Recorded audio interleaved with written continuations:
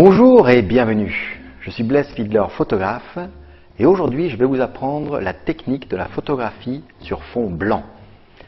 Vous l'avez vu des dizaines de fois, si vous rentrez dans un kiosque à journal, la plupart des magazines de mode et glamour auront des photos en couverture prises exactement avec cette technique. Le sujet est derrière le fond blanc. Pour ça, il vous faut 3 flashs, de quoi les déclencher.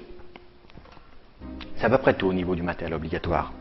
En optionnel, mais fortement recommandé, il vous faut 3 pieds à lumière si vous ne voulez pas utiliser votre grand-mère et petit frère pour tenir vos flashs. Vous pouvez très bien travailler avec un mur que vous avez chez vous. Là, on va vous montrer la technique. Enfin, je vais vous montrer la technique avec un mur jaune. Et vous allez voir que ça pose absolument aucun problème, même sur un mur jaune, d'avoir un fond blanc. Si vous voulez être un peu plus pro, vous pouvez utiliser des fonds de studio pliables qui vous permettent de l'amener chez le client. Donc ça, voilà, vous avez un fond réversible, un côté blanc, un côté noir. Vous le plaquez tout simplement derrière vous, et même si vous avez un fond avec pas mal de fouillis, ça peut faire l'affaire.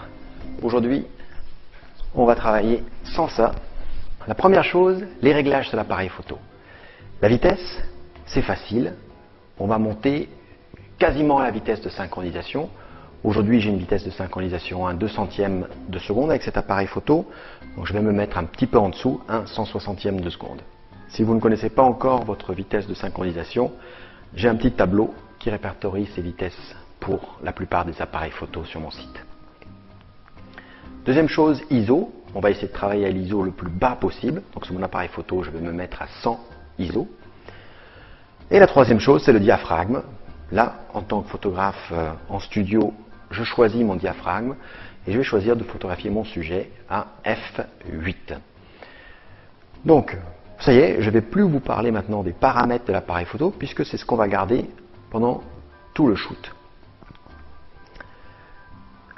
Réglons maintenant les flashs de telle façon à avoir un blanc intégral en arrière-plan. Et on commence toujours par d'abord régler l'arrière-plan. Pour ça, je prends mes 2 premiers pieds à lumière et je les installe de telle sorte qu'ils vont refléter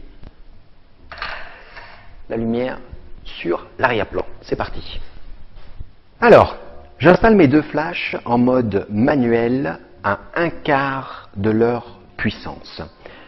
Au niveau de leur direction, je vais vous apprendre une petite astuce. Ce qu'on est en train d'essayer, c'est que la lumière ne se projette pas comme ça dans une grande tache ici au centre de la surface que je vais utiliser pour mon fond.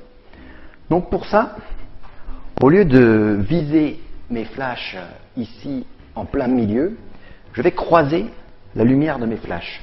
Donc ce flash-là, je vais le viser ici à gauche de ma surface, et ce flash-là, je vais le viser à droite de ma surface. Donc on peut se mettre derrière les flashs pour vraiment bien